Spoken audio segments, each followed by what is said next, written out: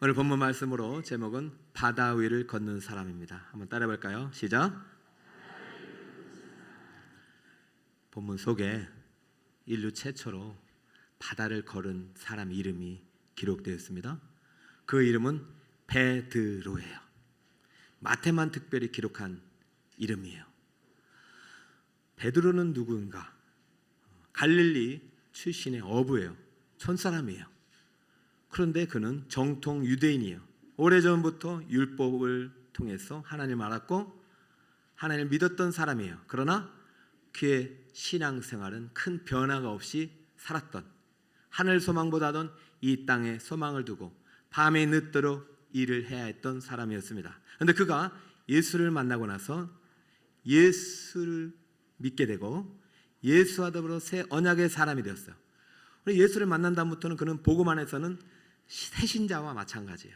그런데 1년도 안 된 그가 폭풍적인 믿음의 성장이 있었습니다. 자, 오늘 그 가운데 바다 위를 걷게 된 것이죠. 여러분, 사복음서에 기록된 기적은 오병이어밖에 없어요. 그렇다면 공동 위가 세계 복음서에 기록된 기적인데요, 많이 없습니다. 그 중에서 하나라면은 오늘 그 기적이 세계 복음서에 기록됐거든요. 상당히 중요하고 이 안에 하나님께서 메시지를 담겨 놓았겠죠. 그렇다면 바다 위를 걸은 베드로처럼 너희들도 바다 위를 걸어라고 이 말씀을 주셨을까요? 그렇진 않겠죠. 바다 위를 걷는 사람처럼 너희들도 오늘도 믿음으로 특별한 은혜를 체험하는 사람, 이것이 더 우리에게 현실적으로 맞을 거예요. 최근에 중학교 학생인데 땅 위를 공중 부양해서 걸어가는 영상이 상당히 이슈가 되었습니다. 여러분 보셨습니까? 저도 그것을 보고 깜짝 놀랐어요. 정말 땅 위를 발을 걸어가요. 부양해서. 저만 신기하게 본 게 아니라 전 세계 1억 명의 인구가 본 거예요. 난리가 난 거예요. 그래서 어떻게 걷기 연습을 하고 있어요. 배우기 시작했어요. 예능 프로그램에까지 나왔어요. 자세히 보니까 공중 부양이 아니에요. 우리가 속은 거죠. 땅이 닿아요. 닿는 것을 보이지 않게 한 거죠.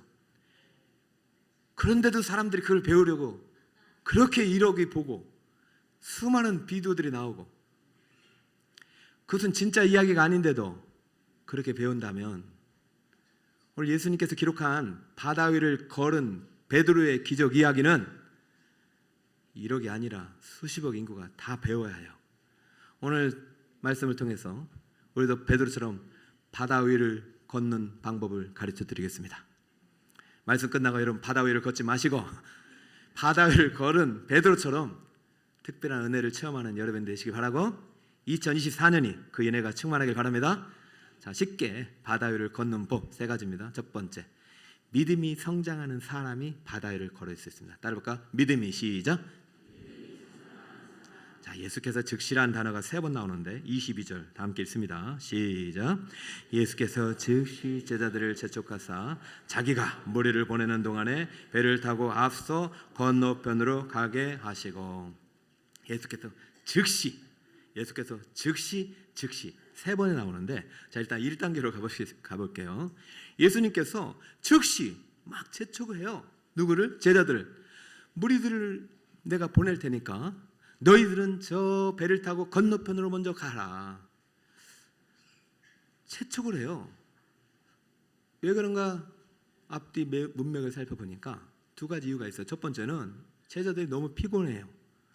오병이어 기적도요, 사실 의도된 게 아니에요. 제자들 쉬러 갔다가, 너무 수고해서 쉬러 갔다가 사람들이 몰려오다 보니까, 말씀을 전하다 보니까 늦게까지 야근을 하게 됐고, 그래서 어쩔 수 없이 주님께서는 오병이어 기적을 행한 그 후 밤이 맞도록 수고했던 제자들이기 때문에 예수님 너희들 먼저 가서 쉬어라, 빨리 가라, 쉬어라, 이 나머지 뒷일은 내가 할게, 이런 상황이죠. 근데 영적인 의미가 있어요. 예수님께서 제자들을 재촉해서 즉시 건너편으로 보내신 이유는 무리들 때문이에요. 여기 있는 무리들은 어떤 무리들이냐면 지난주 말씀처럼 오병이어로 5,000명을 먹인 놀라운 기적을 경험한 사람들이에요.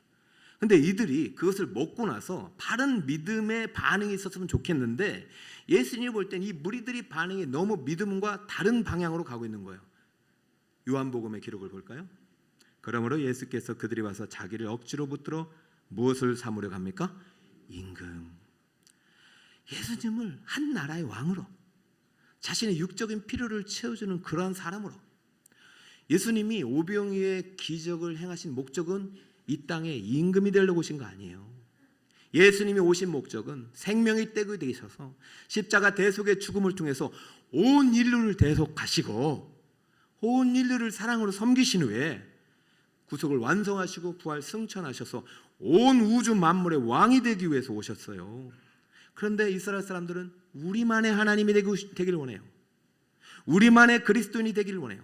하늘의 왕이 아니라 이 한 나라의 왕을 삼고자 하니 예수님께서 이 무리들과 함께 이들이 하는 예수 운동을 벌였다가는 내가 지금까지 훈련했던 1년 동안의 훈련이 다 물거품이 되겠다.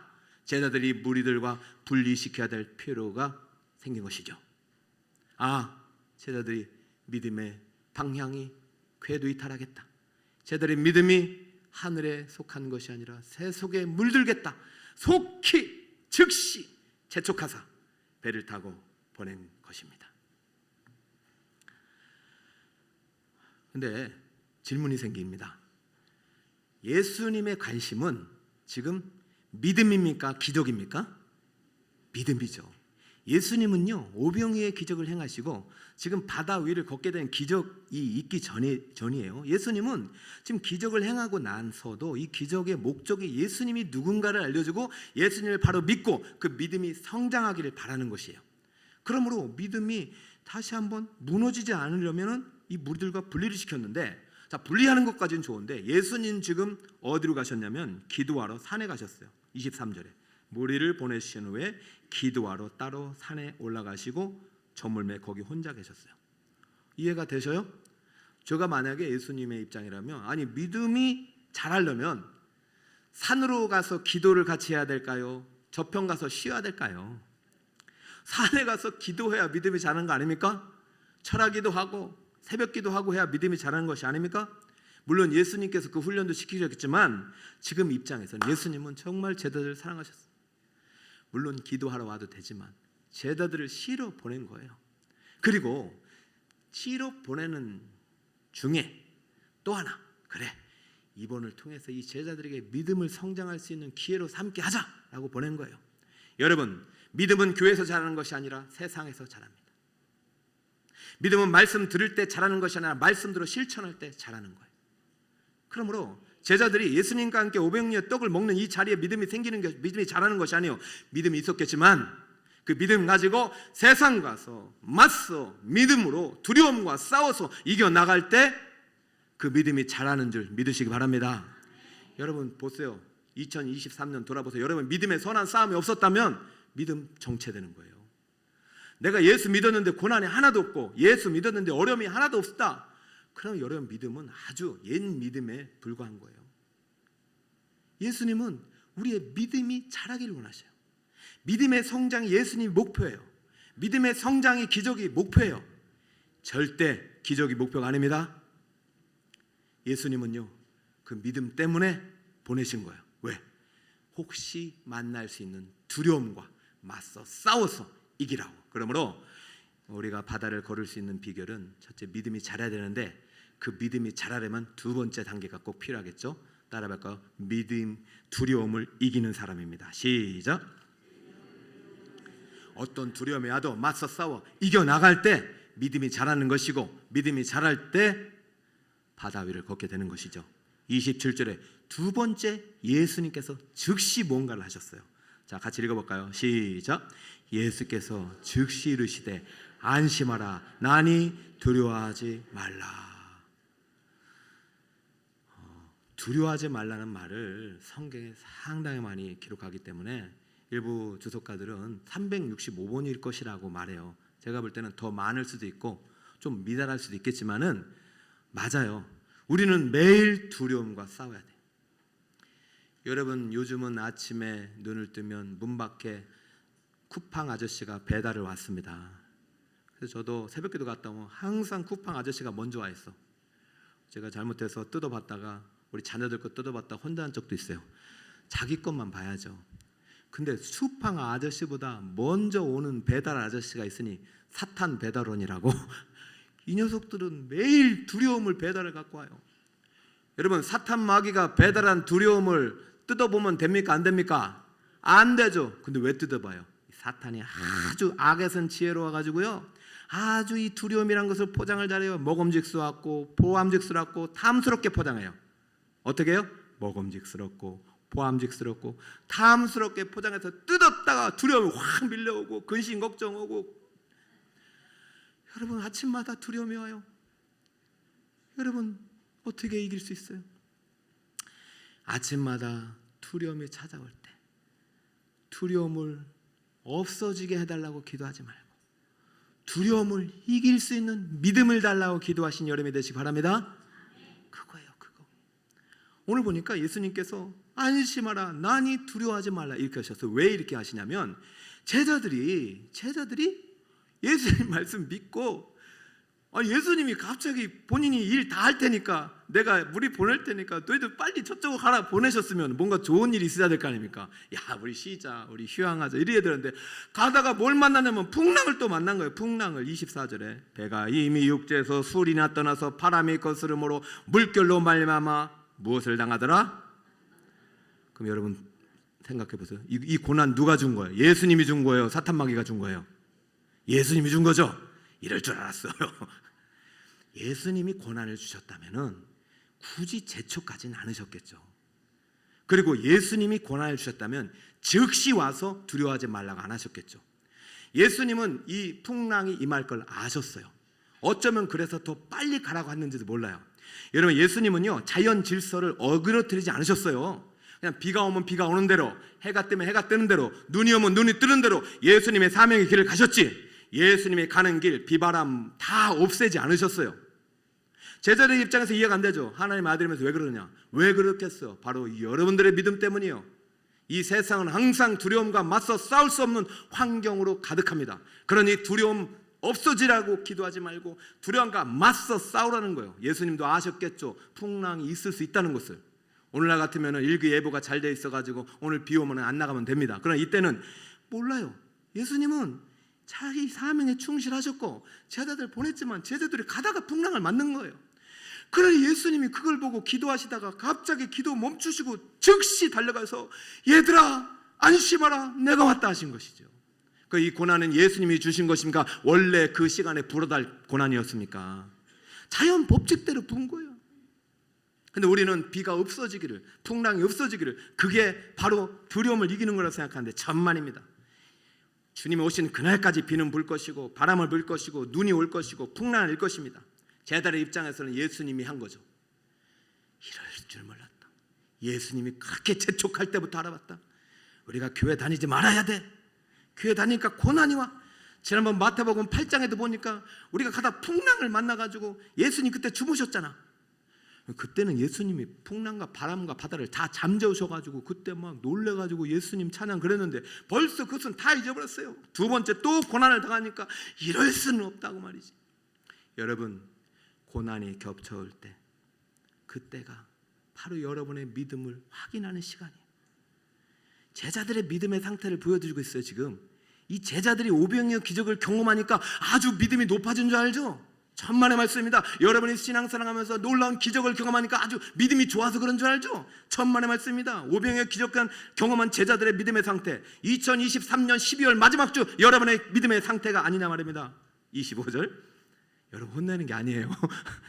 같이 이제 제자들의 입장이 돼서 제가 얘기한 거. 25절 같이 읽어볼까요? 시작. 밤 사경에 예수께서 바다 위로 걸어서 제자들에게 오시니 26절 제자들이 그가 바다 위로 걸어오시를 보고 놀라 유령이라 하며 무서워하여 소리 지르거늘. 할렐루야. 지금 풍랑 때문에 무서워합니까?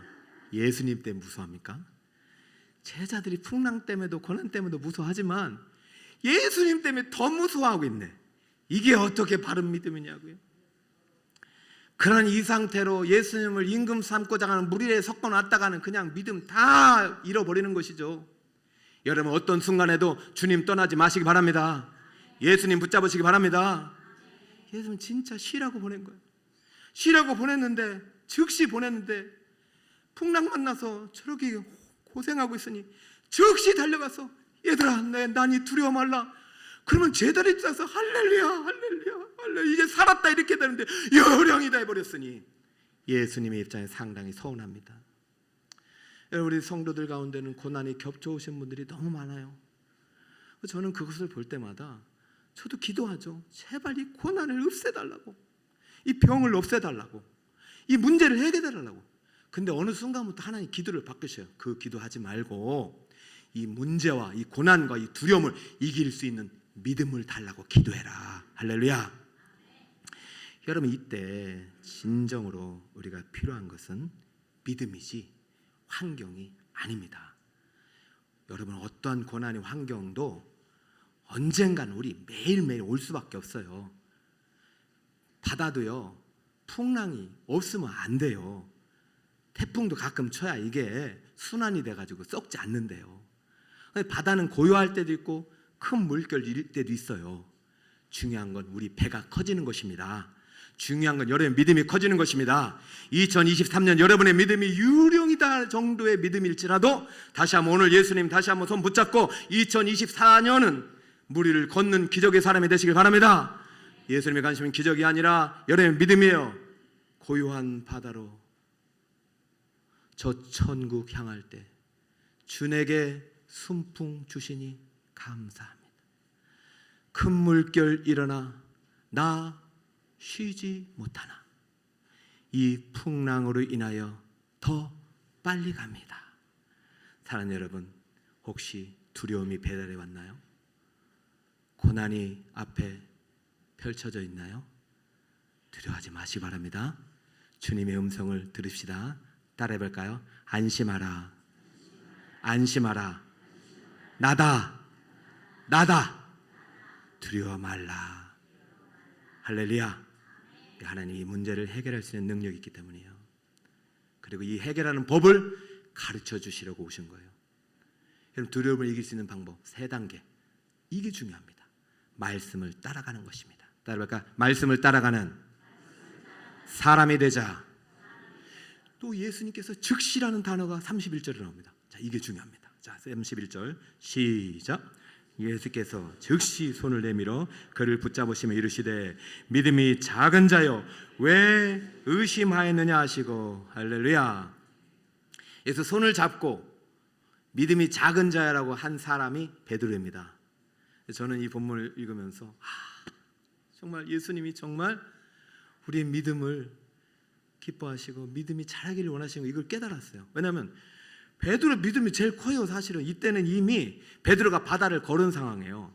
자, 보세요. 12명 정도 타고 있었겠죠, 배에서. 그런데 다들 요령이다 하는데 예수님께서 나야 두려워하지 마, 너희들 도와주러 왔어 하면 제자들이 할렐루야 예수님 오셨구나, 예수님 이렇게 가야 되는데 아무도 안 해요. 여러분, 똑같은 고난이 여러분에게 닥쳐옵니다. 똑같은 지금 환경이 여름에 펼쳐집니다. 그러나 어떤 사람은 믿음으로 반응하여 바다 위를 걷는 반면 어떤 사람은 불신앙으로 반응하여 여전히 예수님을 유령처럼 취급해요. 예수님 옆에 있는데 유령이라고 생각해요. 아니에요. 이 12명 중에서 베드로만 주여 당신이거든 나에게 명하여 물 위로 걸어보라고 하소옵소서 하니까 예수님께 와라. 그 말씀을 듣자마자 베드로는 물속으로 두려움을 뛰어넘어서 자기 몸을 던졌어요. 그러자 이거 웬일입니까? 물 위에 딱 떨어지는 순간 물속에 들어가야 될 베드로가 물 위에 떠버린 거예요. 한 걸음, 두 걸음, 세 걸음 간 거예요. 인류 최초의 물 위를 걷는 기적이 지금 탄생한 것입니다. 할렐루야. 여러분, 이 기적이 있길 바랍니다. 그런데 단 하나, 밑을 보지 말았어야 되죠. 밑을 보고 바다를 보고 바람을 보니 갑자기 무서워서 빠져버려서 그때 예수님이 어떻게 하셨어요? 따라볼까? 예수께서 즉시. 여러분, 한번 내게 믿음이 오면 그냥 던져보세요. 실수해도 돼요, 빠져도 돼요, 실패해도 돼요. 누가 내 옆에 계십니까? 예수님이 즉시 손을 내밀어 붙잡아 이르시되 뭐라고 했습니까? 믿음이 작은 자요. 이거는 칭찬이에요. 여러분, 회사 생활이나 직장 생활할 때 상사가 여러분 잘한다고 무조건 잘한다고 하는 거 그렇게 좋은 것도 아니에요. 왜냐면 진짜 잘하는 줄 알거든요. 물론 칭찬은 좋은 거지만 부하가 성장하기를 원하시는 분은 칭찬 다음에 항상 유언을 남겨둬요. 그러나 다음에 이런 부분 더해서 더 잘하기를 바란다. 이게 참 스승이에요. 예수님은요 진짜 이 시간 믿음이 제일 좋잖아요. 베드로가 무리를 걸었어요. 야, 네 믿음. 그러면 베드로는 여기서 끝났어요. 그러나 베드로에게 손을 일으키십니다. 그래, 바다 위를 걷는 기적에 만족하지 말거라. 이 바다 위를 걸은 믿음에 만족하지 말거라. 참 기적은 사망 권세 이기고 부활하는 것이다. 그 십자가 부활의 자리까지 믿음이 자라거라 하면서 끄집어내시는 것입니다. 사랑하는 여러분, 여러분의 믿음이 이 현상에 만족하지 마시고 십자가 사망의 죽음을 넘어 부활하신 예수님의 그 부활의 믿음까지 이르시길 축복합니다. 그러면 그때부터는 여러분 기적에 만족하는 인생이 아니라 기적이 일상이 되는 믿음의 사람이 될 수 있는 거예요. 오늘 세 번째가 뭐냐면 말씀을 따라가는 거예요. 이제 베드로는 예수님을 이제 어느 정도 믿고 그 믿음이 자랐어요. 그러니까 예수님 무슨 말씀만 하면, 예수님이 허락만 하면 된다고 믿은 거예요. 그러니까 예수님 오라고 하셔서 말씀대로 가면 될 줄 믿습니다. 오라 하니까 예수님이 간 거예요. 베드로가. 그러다 무리를 걷게 된 거예요. 이거 그냥 된 거 아닙니다. 누가복음 5장에는 처음으로 베드로가 바다에서 예수님을 만났을 때도 깊은 데로 던져라 할 때 그 말씀대로 믿고 던졌을 때 만선이 되었어요. 그때도 바다 위를 걸은 기적 아닙니까? 바다 위를 걷지는 않았지만 바다 안에 있는 고기를 잡은 기적을 경험했어요. 그때 베드로가 자신의 인생을 예수님께 드렸어요. 그런데 그 믿음은 바다에서 고기를 잡는 기적의 수준이었어요. 그러나 그 믿음이 자라자 풍랑 속에서 예수님이 잠든 예수님과 함께 저 거대한 바다에 바람이 풍랑이 자신을 덮치려 할 때 예수님을 깨워서 예수님 일어나자 잠잠하라 고요하라 말씀에 선포할 때 말씀대로 천하 우주 만물이 잠잠해지고 순종하는 것을 보고 아, 이분이야말로 진짜 하나님의 아들일 수 있구나. 그러나 오늘 바다 위를 걸어가면서 예수님께서 이 기적을 행하시고 바다 위에 걸어가시다가 예수님의 배를 타자마자 잠잠해지는 걸 보고 33절에 제자들의 믿음의 절정에 이르는 거예요. 예수께 절하 이르되 진실로 하나님의 아들이로소이다. 할렐루야. 제자들의 믿음이 지금 자라고 있어요? 자라고 않고 있어요? 자라고 있잖아요. 예수님의 목적은 기적이 아니라 여러분의 믿음이라니까요. 사랑하는 성도 여러분, 베드로가요 바다 위를 걷게 해달라고 한 적이 없죠. 그런데 어느 순간 말씀을 따라가다 보니까 바다 위를 걷고 있는 자신을 발견하게 된 거예요. 그런데 두려움은 360일 계속 찾아옵니다. 하루 24시간 계속 찾아올 수 있어요. 바람이 또 불어요. 풍랑이 일어요. 그거 보고 두려움에 빠져버려요. 예수님께서 즉시 손을 잡으면서 왜 믿음이 없느냐? 또 살아가다 보면 또 어떤 또 풍랑이 있었어요. 그러면 예수님께서 즉시 재촉하사 저편으로 가라. 예수님께서 즉시 오셔가지고 내니 두려워 말라. 지금 계속해서 예수님은 말씀을 주고 계셔요. 그러면 그 말씀을 따라가다 보면 어느덧 우리도 바다 위를 걷는 기적의 인생이 되는 줄 믿으시기 바랍니다. 여러분, 베드로의 기적은요 독점적인 기적이 아닙니다. 오늘도 특별한 은혜는 지금도 예수의 말씀을 믿고 따라가는 여러분 모두에게 열려있는 기적이에요. 세 가지 꼭 기억하세요. 자, 바다 위를 걸은 예수님의 베드로의 모습, 첫 번째 무슨 사람이었어요? 믿음이 성장하는 사람. 믿음이 여러분 꼭 잘해야 됩니다. 그래야 되지. 여러분 그냥 환경을 바꾸려고 하지 말고 내 믿음이 자라도록 내 자신이 바뀌도록 기도하세요. 그것이 올해 마지막 기도 제목이 되길 바라요. 두 번째, 어떤 사람이에요? 무엇을 이기는 사람이에요? 두려움을 이기는 사람. 두려움의 환경은 끊임없이 우리에게 펼쳐질 것입니다. 회사 가면 회사가 어려울 수도 있어요. 가정에도 문제가 있을 수 있어요. 자녀의 미래가 불안할 수 있어요. 그러나 이 모든 두려움을 이길 수 있는 믿음의 사람이 되시길 바랍니다. 그러려면 무엇을 따라가야 돼요? 말씀을 따라가야 돼요. 오늘 주신 말씀에 오늘 주신 말씀에 순종하다 보니 어느덧 바다를 걷게 되는 것이요. 바다는 베드로만 걸은 것이 아닙니다.